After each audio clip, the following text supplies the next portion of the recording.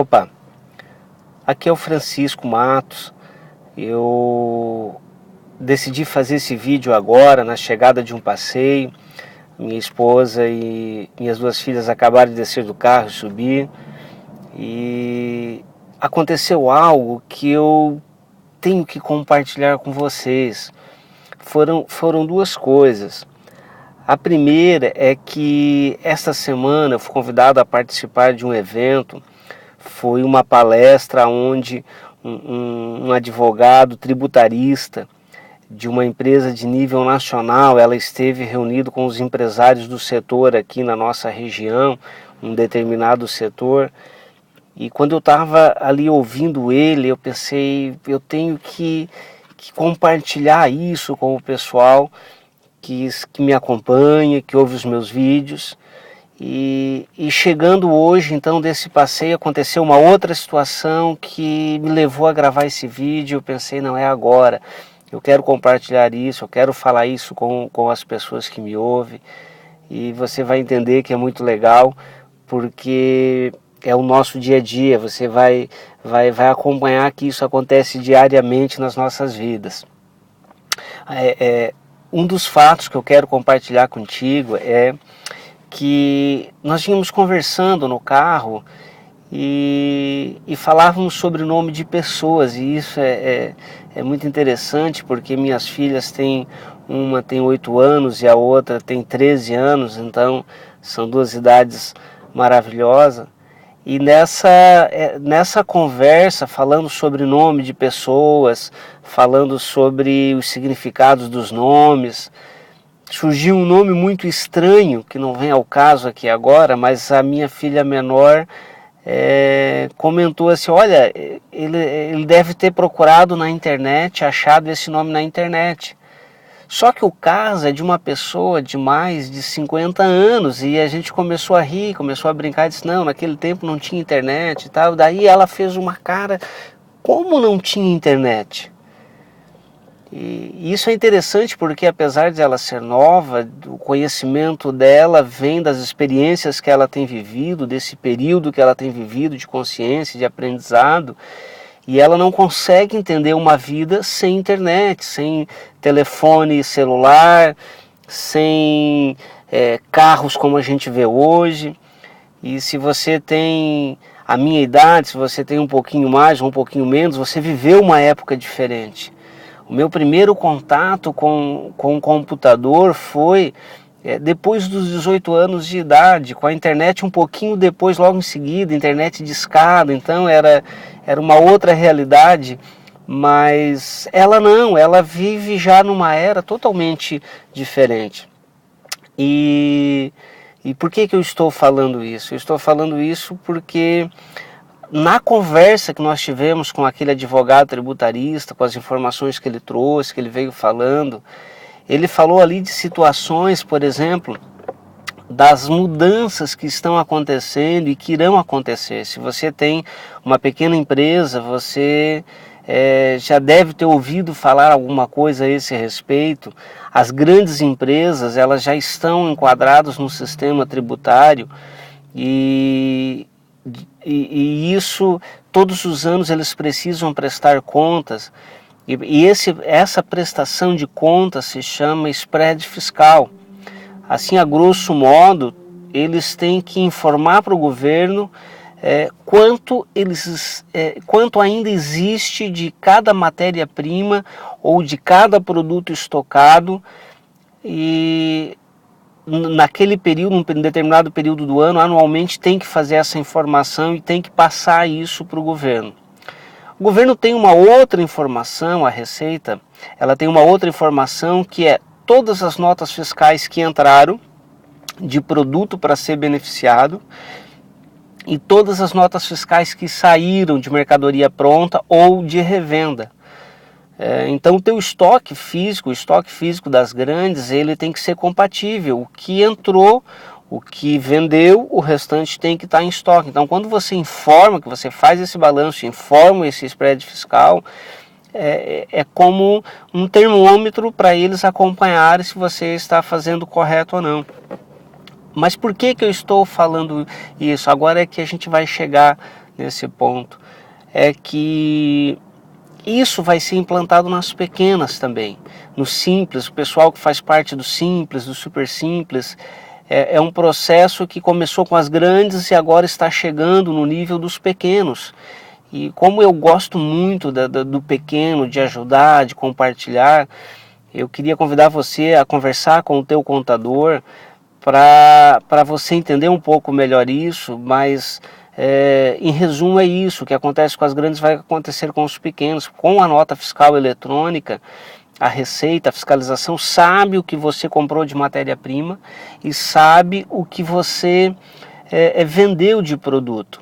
Então o teu estoque físico ele tem que ser compatível com o virtual. Só que a gente sabe que alguns pequenos eles começam o seu negócio de maneira informal e com o passar do tempo vão formalizando isso, até para poder comprar matéria-prima com preço acessível e para poder vender também para empresas que estão regularizadas, porque senão você fica limitado.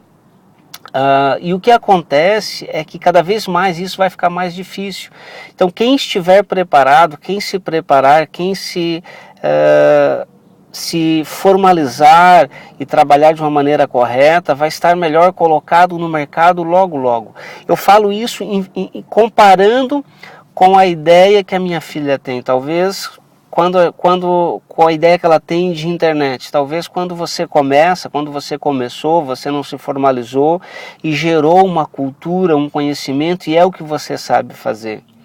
Mas na realidade as mudanças estão acontecendo. Hoje nós não conseguimos ver e entender uma vida de uma empresa sem ela estar inserida no meio eletrônico, sem ela estar inserida na sua comunidade, seja através de propagandas de rádio, anúncios de TV, flyers, panfletos, outdoors, a propaganda, a mídia, o marketing, ele está envolvido, seja ele pequeno, médio ou grande, e da mesma maneira isso vai acontecer com a formalização. Quanto mais formal você tiver, maior são as oportunidades. Eu venho também de um curso agora recente sobre as licitações para vender para o setor público, então isso vai te abrir portas. Quanto mais formal você tiver, mais portas te abrem, mas tem que fazer isso de uma maneira correta. Conversa com o teu contador, não cabe mais informações, não cabe mais aquele estilo de empresa que havia alguns anos atrás. Hoje, com a informação da era digital, tudo é muito rápido, os acessos são muito amplos. Então, para você ter uma ideia, alguns anos atrás eu lembro que foi baixado uma norma, uma lei, onde os cartórios tinham que estar todos online, digitalizar, teriam tempo para se adequar, como não é minha área, eu não sei bem qual era o tempo, mas um tempo para digitalizar todos os documentos de papéis. O que acontece? A fiscalização ela consegue entender hoje, por exemplo, se você tem aquela prática que alguns antigamente tinham, que era a prática de usar nomes de terceiros, seja de uma maneira correta ou incorreta, por exemplo, mas uma procuração. Se você tem uma procuração e usa o nome de outra pessoa, a fiscalização tem acesso porque é tudo online. Hoje eu fui alguns dias desses no cartório para passar um documento para minha irmã. Eu sou representante dela, ela mora em outro estado e ela precisava fazer uma transação, ela me deixou responsável para isso. Quando eu dei o meu nome, o atendente do cartório, ele simplesmente olhou os meus dados, viu a minha foto, viu que era eu, imprimiu o recibo, eu assinei. Então a informação hoje ela está muito integrada, ela é uma rede, não existe mais uma fragmentação onde não há conversa de um setor com o outro. Então quanto mais formal você tiver, quanto mais atualizado a tua empresa tiver, maior é a probabilidade e a chance de sobrevivência. Não espera vencer o prazo, que é onde o governo vai estar fechando e você não vai mais conseguir trabalhar informal. Não, começa a se formalizar, procura um contador, procura orientação, talvez o teu negócio ainda seja pequeno, hoje tem a MEI, depois tem microempresas, tem empresas de pequeno porte, se enquadra que isso vai fazer bem. E aqui lembrando da situação da minha filha, é interessante porque ela pensou assim, puxa, mas como? Como não procurou na internet, não existia internet? E daqui a alguns anos você vai falar assim, puxa, como eu consegui trabalhar informal, talvez de maneiras que não tinham controles, como que eu consegui sobreviver? Conversando com um consultor, ele até palestrou no Congrenade, dá uma olhada lá nos palestrantes, você vai ver lá o Rubimar, e ele traz um dado muito interessante, que na América, em média, precisa de 2 brasileiros para fazer o serviço de um americano, porque eles têm uma cultura implantada lá de produção que nós não temos.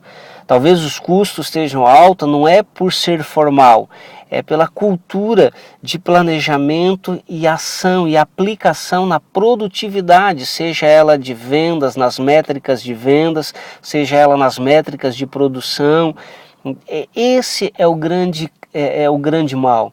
Uma outra palestra também do Congrenade, do Marconi, que é um contador muito bem qualificado, professor de faculdade, com mestrado em economia, e enfim, você vai olhar o currículo dele lá, não lembro ao certo agora, não quero aqui falar coisa que não é, mas dá uma olhada no currículo dele, olha a palestra dele do Congrenade, e ele fala que talvez você lembre, talvez não, foi algo que aconteceu, eu me lembro que é da minha época, da troca de moeda, da desvalorização, dos juros altos, onde as empresas conseguiam sobreviver com uma administração precária. Quando veio uma realidade, quando baixou o juro, que ela tinha que estar com uma estrutura enxuta, muitas empresas deixaram de existir por não ter capacidade administrativa. Então ele conta ali do seu empenho em formar